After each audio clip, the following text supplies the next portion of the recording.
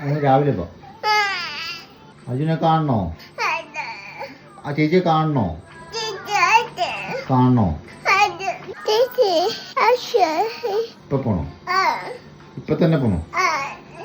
സമയം 11 മണിയായി രാത്രിയിൽ. കാറ് നീ ഓടിക്കാവോ? ലൈസൻസ് ഉണ്ടോ? ഉണ്ടോ? അതുണ്ടോ? ഭൂ ഓടിക്കാവോ? നീ ഓടിക്കുവോ? നീ ഓടിക്കുവോ? ആണോ? അർജന്റീന ചേച്ചിട്ട് ഹാപ്പി ട്വീറ്റ് വന്നോ? പോണോ?